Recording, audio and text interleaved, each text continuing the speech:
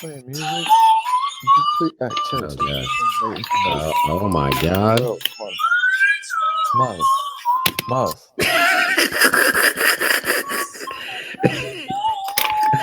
Bro.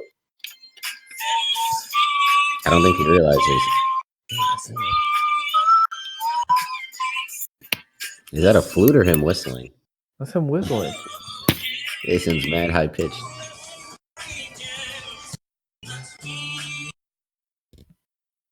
Is this going as the show intro, John? It might.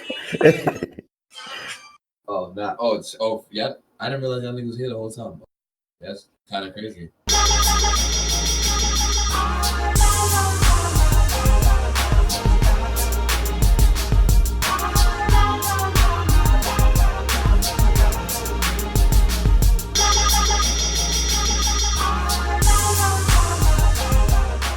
Welcome to episode 5 of the Sarutobi Sports Pod.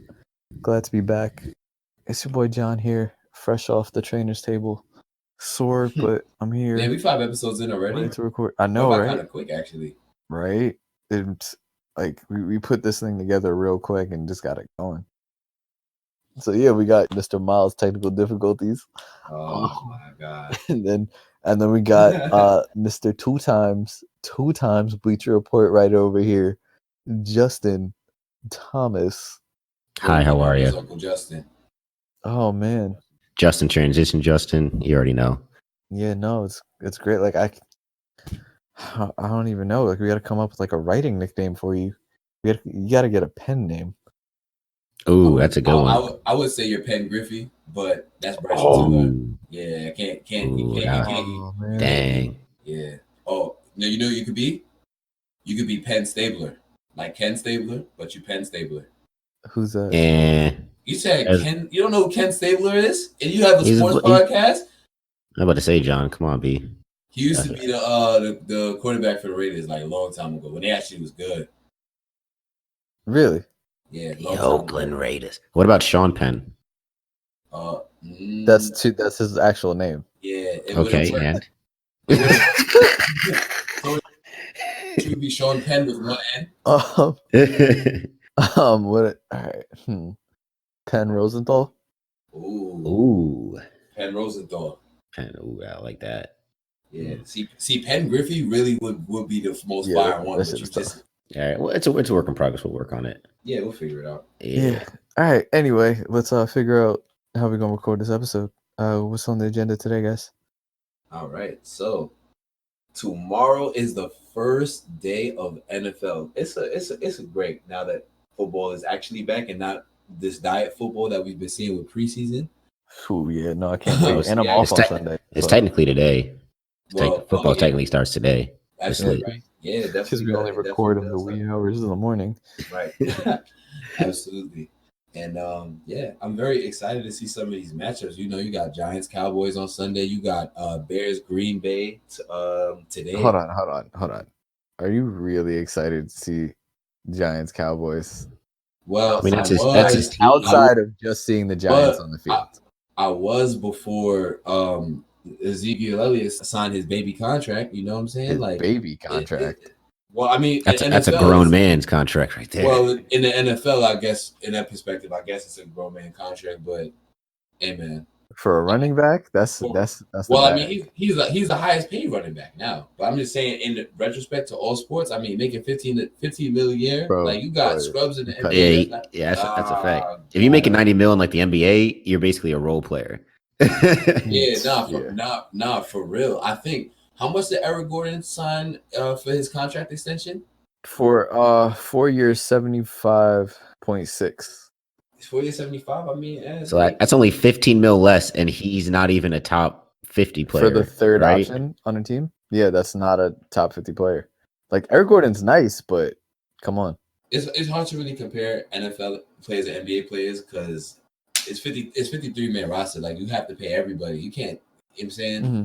It's tough. There's only gonna be one player making that much money, what we consider max contract, but not. Yep. But Zeke did sign his contract today, and yeah, it should be interesting because I feel like a lot of people who had him in fantasy and drafted him in fantasy, including myself, are happy about that. Oh yeah, for sure. because he's going to do Zeke things. Most definitely. He's worth that contract. Every bit of Oh, that for 15. sure. Every bit of that That's a 15 top 5 million. player his position. Yeah, I would I would say arguably top say that. 3. I would say top 3, probably top 2, and debatably too. Like, you know what I'm saying? It's probably Saquon or in Giants bias aside, it's Saquon, Zeke any given Sunday. Like, yeah, I'd say Saquon, Zeke, and Gurley. You can't go wrong with either 3. yeah, most definitely.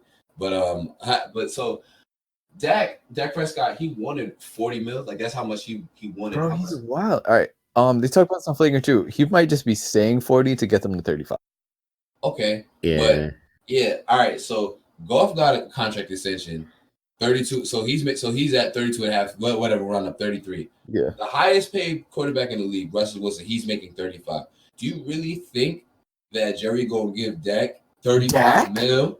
Well, that's the interesting give and take about the league, because as we can see, the contracts are set by what other people get. So like, somebody gets 90 mil. Okay, the next best guy, when his contract comes, all right, he's going to get 92 mil. We saw that with Michael Thomas after Odell got his big contract from the Giants.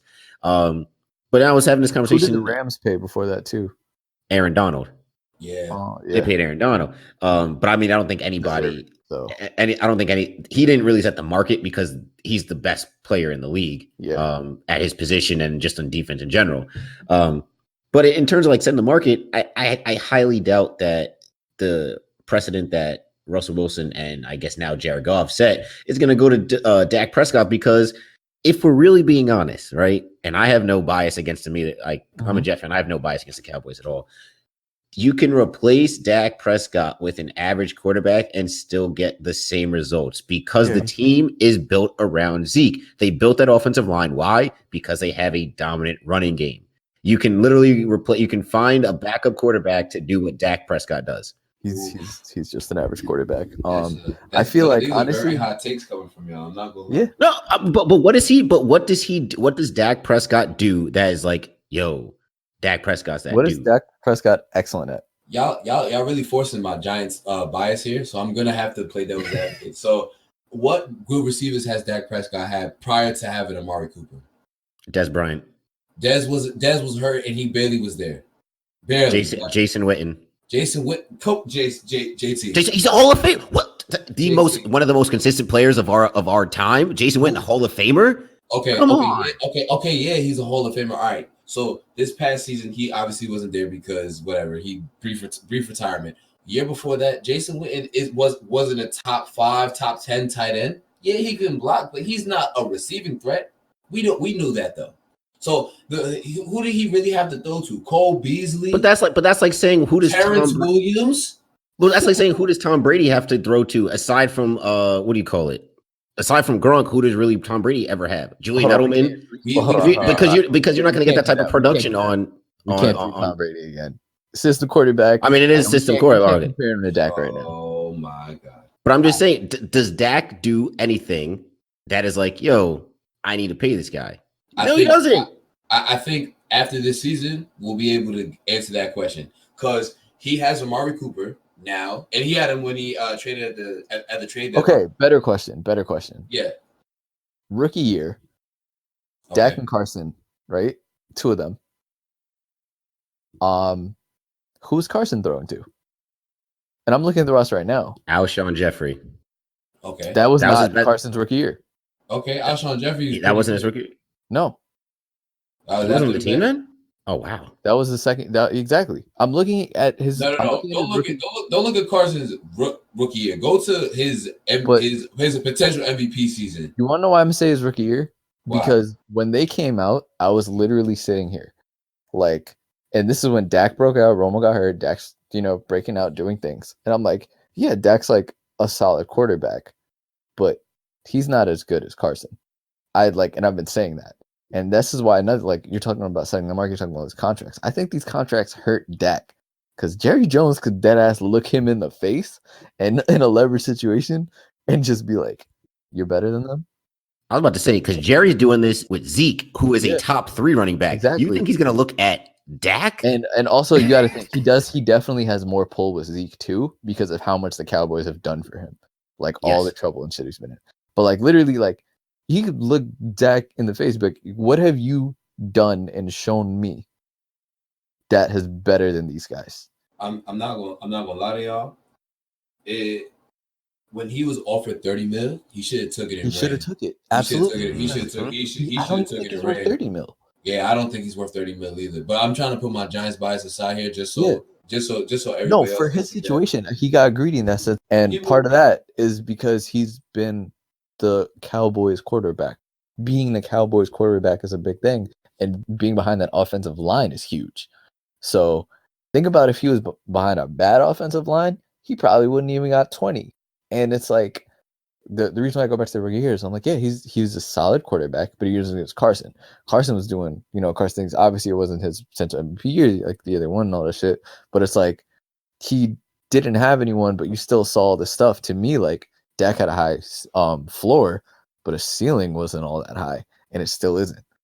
I mean, I'm just saying, like, if you gave Dak Prescott Zach Ertz, who he wasn't who he was at the time, until what he was last season, he's still pretty decent. I think Jordan Matthews was on that team. He was probably their best. He probably was their best receiver. I'm not 100% sure.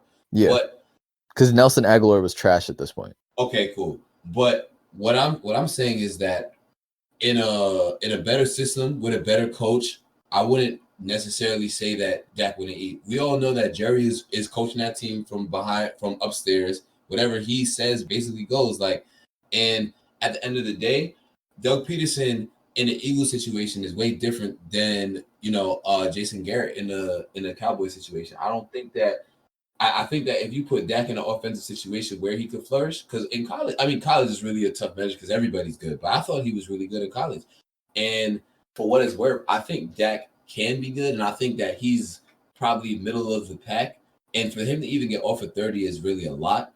But 40, I don't know. Like what? Like he's asking for 40. What's the max he'll get? 32 million. I mean, even that it's a reach. Jared Goff is going to be, I think, the second highest paid quarterback once his extension kicks in, and at least he did something. At least he took his team. He's definitely worth it more than Dak would be, and it's like, to me, Dak's just like that's it. That's what he is. He's a solid quarterback. Yeah, I don't think he's a star quarterback, and I feel like if he wasn't on the Cowboys, even if let's say he had that good of an offensive line, but was on just some like small market team, this wouldn't even be a conversation. So, like, if you look around the league, right, how many teams would you replace their quarterback with Dak Prescott? Would you replace him with Andy Dalton in the Bengals? Definitely, he's not that good. Yeah. Would you take him over anybody in the NFC South? No.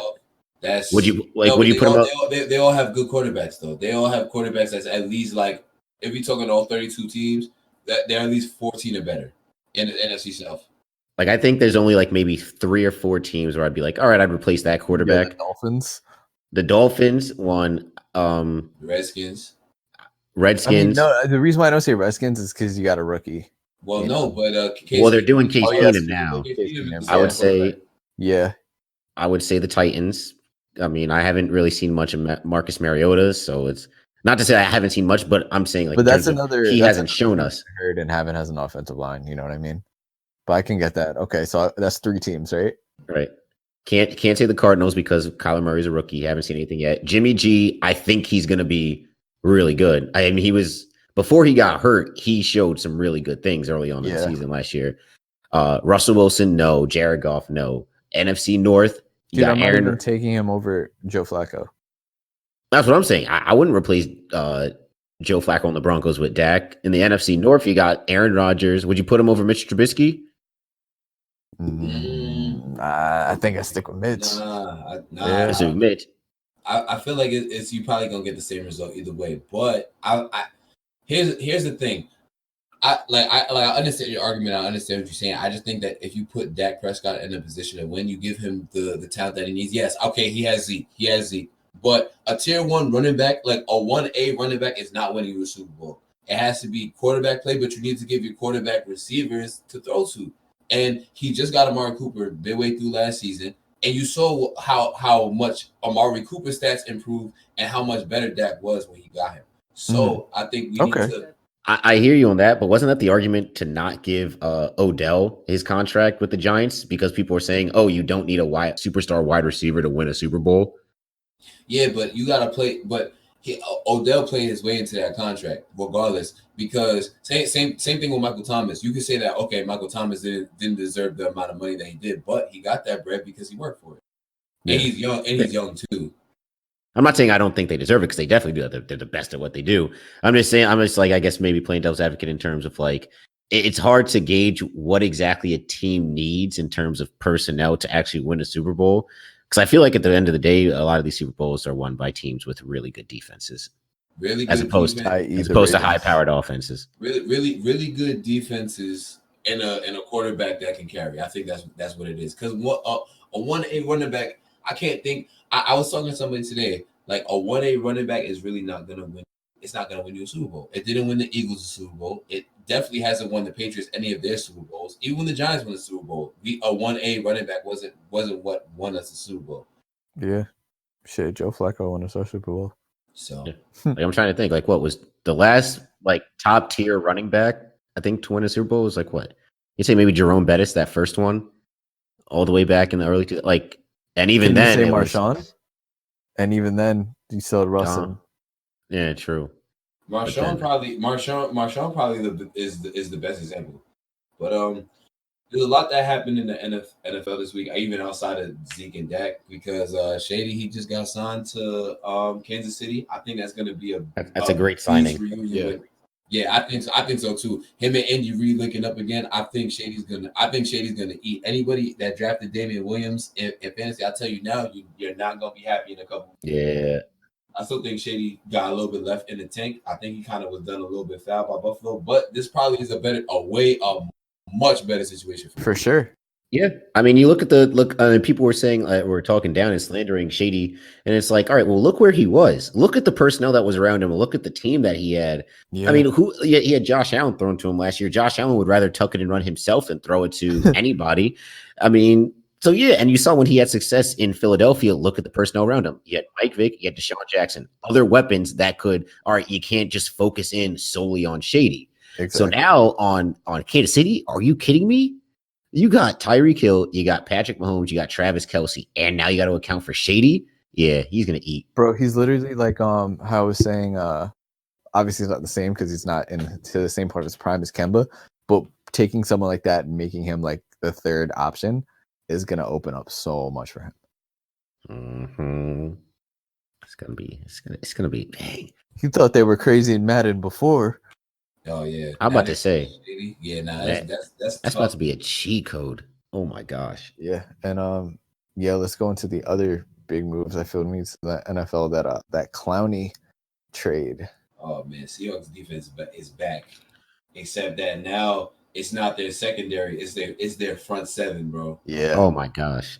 It's really unfair now because they have Quentin Jefferson. They have. Now Jadeveon Clowney. Don't forget Ziggy. Yeah, right. They got Shaquem Griffin. They got Bobby Wagner. Like, how do you, if you're an offense, how do you prepare for that? Right. Pray. Yeah, that's right. Seattle defense is back, but it's their front seven and not their secondary. Yeah, that was huge. And I remember when I heard that Clowney was like a trade, and I was like, there's a sliver of hope as a Ravens fan, but then you just realize we don't really have the things to trade, which sucks because he would have been great on that defense, and we needed a pass rusher, and we said cap room too. But I'm happy for the Seahawks. I'm happy for Russ because he's going to be able to really compete again. He deserves it because he's that good, especially with he's got some new toys and shit on the offense. Yo, I was having this conversation with somebody, I forget, last week, and I was just like, yo, Russell Wilson, as good as we say he is, I still think he's underrated for what he really does for the Seahawks. Like, I think it was not last year. Dame Lillard. But like 2 years ago, I think he accounted for like 45% of their total points, like for the season, like rushing touchdowns and passing touchdowns. I'm like, that's ridiculous. Usually it's your kicker that accumulates most of your points. Yeah. But for as a quarterback to produce 45% of your offense, you understand why he's making $35 million a year. He deserved that trade. Mm-hmm. But yeah, that one and the other move, the Texans going for the throat and getting Tunsil and Kenny Stills. Yeah, so that was Kenny Stills and DeAndre. You knew that was coming though. I don't even really care about Kenny Stills like that. I'm more concerned with Laremy Tunsil because now they like that offensive line. They really trying to. They saw what happened with Andrew Luck, and they're like, yeah, we got to protect this. Exactly. Like we not letting him retire early or letting him get hurt because I mean, Deshaun, he already has a torn his ACL before, and he found his flow towards the end of last season, which was always nice. That was great to see. And you remember when he got hurt halfway through the season, and then he couldn't fly on the plane to the road game. He had to go by car because of the the punctured lung. Difference? It was like some type of punctured lung or something in his chest. Where it was like he couldn't fly on an airplane because the pressure would like basically collapse it. So he had to take a car or a bus to the road game. Crazy. Wow, but they expected him to play, which is even crazier. The dude can't fly in a plane, but they're like, yeah, nah, suit up. Yeah, go get hit by a couple trucks.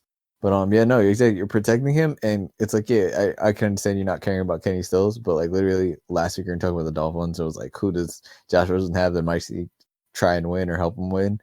Kenny Stills is one of those people, and now again you're making Kenny Stills a second option. So, and that's gonna free up DeAndre as well more. It's gonna free up DeAndre. I think it's gonna be very interesting because him, Kenny Stills, Will Fuller, Kiki Kuti, like that's a nice they're combination of receivers they have. I think I picked the Texans to win the division anyway when we did our thing last week, so that's looking like it's more solidified. Definitely. So, before is there any other NFL news to talk about before we do our picks for this week? Nope. Other than JETS Jets. Yeah, all right. We're gonna win. Anyway, so I need Le'Veon to go off against Buffalo defense this week. Yeah. So you're gonna hear from me next week if he shits the bed. All right.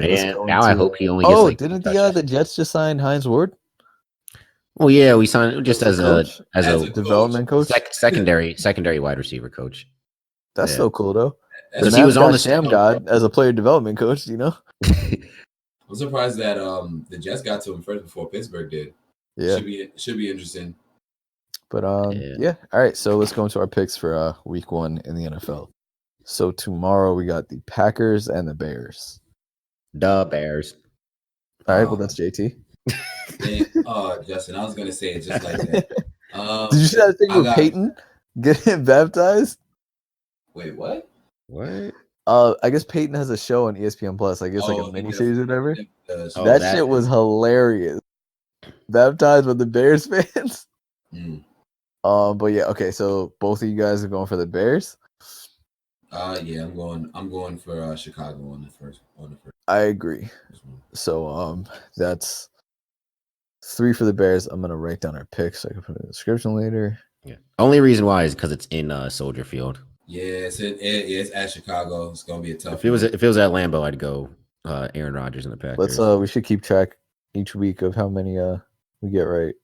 So we're gonna do that and see should the winner get a prize or something for the regular season? I like prizes. We can talk about that later though. Yeah. All right. So we got week 1. Redskins and Eagles. I got Philly on that one. Philly at home. Yeah, same. Eagles. Same, just because Redskins are cheeks. Dan Snyder, sell the team. All right, JT, you can go through it while I type. All right. Chiefs at Jaguars. Chiefs. I got Kansas City on the road. Oh, yeah, I got Kansas City. I mean, I like the Jaguars defense, but I mean, that offense just doesn't have the firepower to match up with Kansas City's. All right, well, maybe we won't have that much fun with this. We'll find out. No, I think we will. All right, yeah, so I think we will too. Next matchup. All right, Falcons Vikings. I actually like this. I might be tuning into this one. Falcons Vikings. I'm going with them Dirty Birds. I'm gonna rock with Kirk Cousins on this one. At home, yeah, I'm feeling it. I think Dalvin Cook gonna go off. Yeah, I'm feeling Vikings at home. All right. You said Vikings are the whole team, so Yeah, I could be wrong, but I also think it's the beginning of the season, and I think that the Hawks they're trying to prove something. It's understandable. I mean, it's definitely it's just one of those pick'em games, because it's definitely not. I could see a case for both teams, but next matchup, Titans at Browns. I got the Browns in this one. Same. Cleveland. Yeah. All right. Matchup of the week right here. Oh, don't say it. Jets and Bills. Here we go. All right. So this is one that I've really been thinking about, and I got Buffalo in the upset. Ooh, sounds about Jets there, but I'm going with the Jets. Wait, you said Buffalo in an upset? Buffalo in the upset on the road.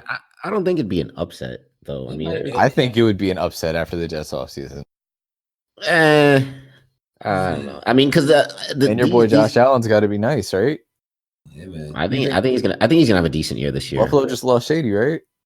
They lost Shady, but they gained Ed Oliver on defense. That defense was already scary to begin with. That defense is about to be stacked. Y'all about to see something, but I need Le'Veon to go for 100 though. That's what I'm saying. So we gonna see what's up. All right. Ravens and Dolphins in Miami. You already know. Right. Yeah, this isn't even close. We can just skip that joint. I mean, at this point, can we skip every Dolphins matchup? I mean, them trading away Kenny Stills and Larry Tunsil just told me they're punting on the season and getting ready for next year. Facts. All right, Rams at Panthers. Who's home team? Panthers is home team. You said at Panthers. Yeah. Ooh, this is a difficult one. I got LA on the road. I do too. I think the Rams got to come out. They come out strong after the way last season ended. Yeah. Although I expect McCaffrey to go off though, because he goes off all the time. Oh yeah. Hell yeah. I mean, we get 30. When you get 30 touches a game, you should. Yeah, I'm going with the Rams. All right. Colts and Chargers. And they're at LA. They're in LA. Oh, Chargers. The soccer stadium. Yeah, I'm a rock with LA on this. You know, if Andrew Luck didn't retire, I would have been Colts all the way.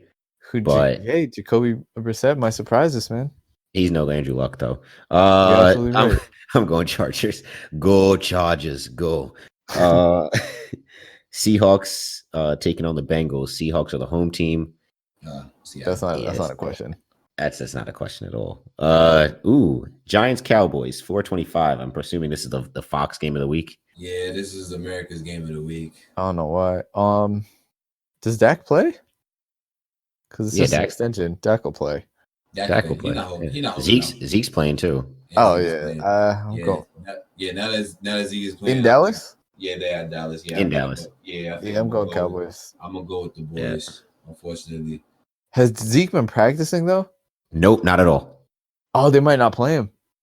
No, he said they said they're gonna play. If he was signed by today, he was gonna play. But how you can't play him all game? Like how many touches does he have? Yeah, you can. He's been working out. He's been working out on his own. He just hasn't been on the team. Yeah, that's all I meant was in Cabo, bro. You're right. It was kind of like not enough to change my pick.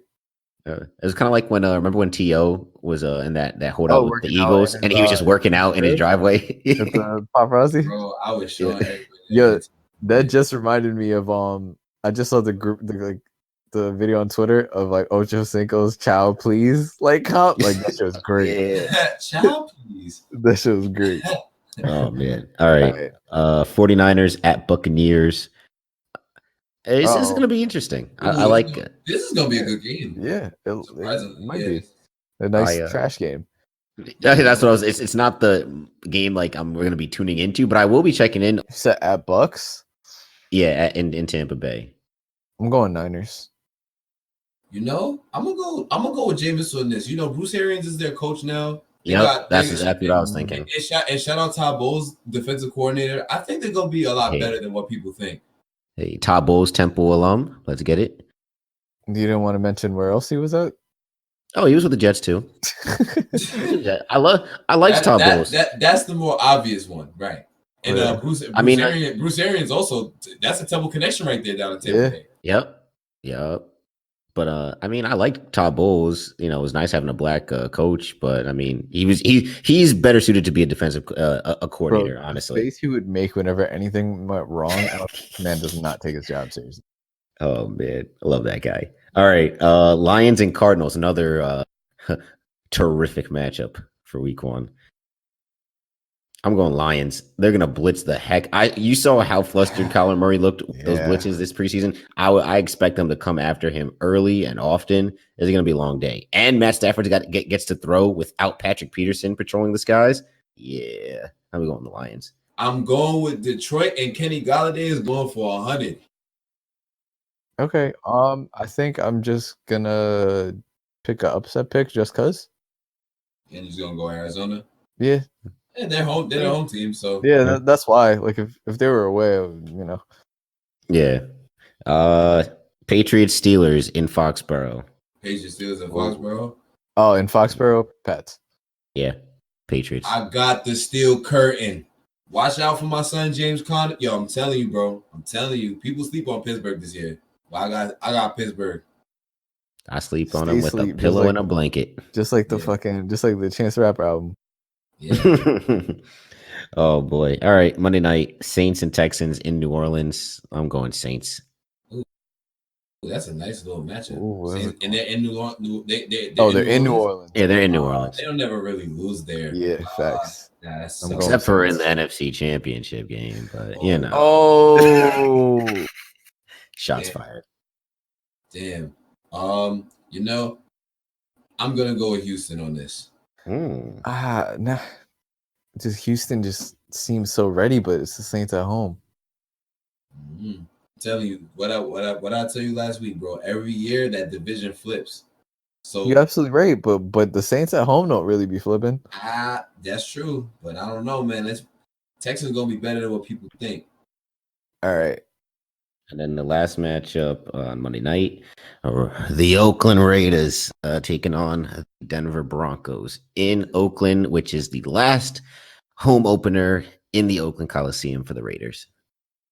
This is a weird one. Oh man. You said Broncos and Raiders? I guess the Raiders. They got Hard Knocks. They got AB, I guess. Yeah, he picked the helmet finally. Yeah, he did. And yeah, I mean, dude, the Broncos just traded, Case Keenum for older Case Keenum. So, yeah, I'm going with Raiders. Yeah, I think I'm actually, and Oakland's home. It's tough. I think I'm gonna go Denver on this. I'm gonna go with Denver on this. Yep. All right, and JT said you're going Raiders. Yep. Okay, and those are our week 1 picks. I will post it in the description, all that good stuff, and then we're gonna keep track of how many points each of us get each week on this shit. And we'll discuss the prize. We'll let y'all know next episode what the prize. Let me figure it out. Yeah. All right, so that should wrap up NFL. I feel like we covered enough on it, and we got our picks and all that stuff. Honorable mention, dishonorable mention, actually. Team USA. Almost losing to who was that? Turkey. Trash. Who's on Turkey? Ilyasova. Yeah. I don't even know if he's playing. That's probably it. So it doesn't even matter who's on. It matters that they're cheeks. And I tried to vouch for them, and I thought that they would come out playing better. But yeah, no, it didn't happen. JT was right. We shouldn't care, and Celtics fans should be worried. Also, Tatum got hurt. Oh yeah. So they should be worried about how they're gonna play, and also about Tatum. But now he got an ankle injury playing, and and I'm bet you everybody that dropped out is like, you see, that's why I didn't want to play. Exactly. Yup. That's exactly why. Yep. All I gotta say though is shout out Joe Harris, aka Joe Jesus, aka Captain America. The winner of the 3-point contest last year, highest 3-point field goal percentage. Did you just call him Captain America? He's Captain America for us. Anyway, is he captain on the team? Doesn't matter. It does matter. You can't call him Captain America. He looks the most like because he's a white NBA player with a beard. He looks like Cap. I mean, if the similarities are there, I mean, I guess that's not America's ass. How would you know? Whoa. Anyway, can we talk about how not clutch Jason Tatum was down the stretch, though, when he got the foul on the 3-point shot and missed the potential game-winning free throw? Didn't they only win because Turkey missed like 4 straight free throws? 4 in a row. Oh my god. 4 in a row. No, but that was in overtime. Tatum had a chance to win it in regulation. Oh, regulation, yeah. Missed the free throw. Turkey ends up tying it. And it was, I don't know. Miles Turner almost blew the game because I don't know what he was doing down the stretch. And I like Miles Turner. I don't even want to talk about this. This is I'm telling you, I don't know why people care about FIBA. Even if the U.S. loses, nobody's going to care about it in 3 months. They're going to be like, oh, wait, remember when the USA, lost in FIBA? Wait, and the Olympics are going to just violate everyone. Exactly, because all the good people are going to be there. Yeah, you're absolutely right, JT. All right, and that about wraps it up for NBA. We ain't got much going on.